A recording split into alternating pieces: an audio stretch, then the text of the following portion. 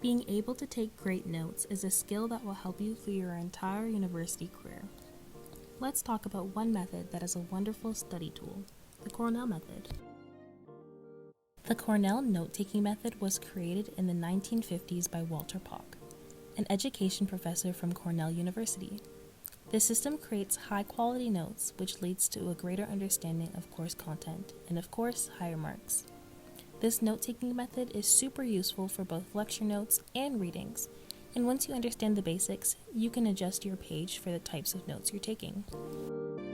When taking Cornell notes, your sheet of paper is broken down into 3 sections: the note section, the cue section, and the summary section.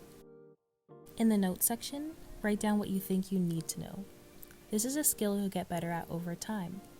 For now, write down what you see and what your professor is saying. Remember, you don't have to write everything. This is an opportunity for you to use shorthand, symbols, abbreviations, and lists. The cue section is where you write down questions and comments about what you just learned.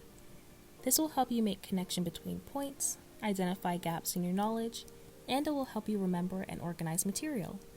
Depending on your style, you can fill this in during class or after while material is still fresh.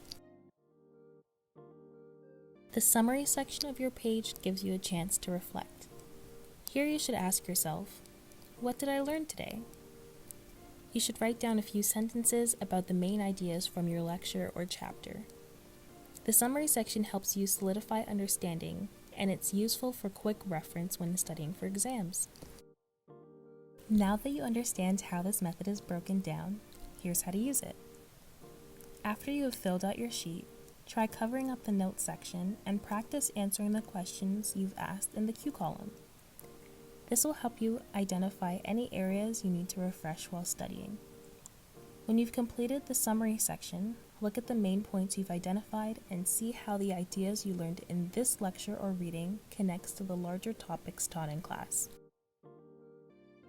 Being able to make these connections allows learning to be more meaningful, and it equips you with the skills needed to be able to apply course concepts.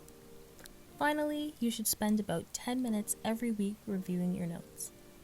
You can either stick to the summary column to see what you remember, or if you're not sure about something, reread the page to refresh your understanding. Like I mentioned before, the Cornell method can be adjusted to the way you like to learn. So why don't you try it out and see what works best for you?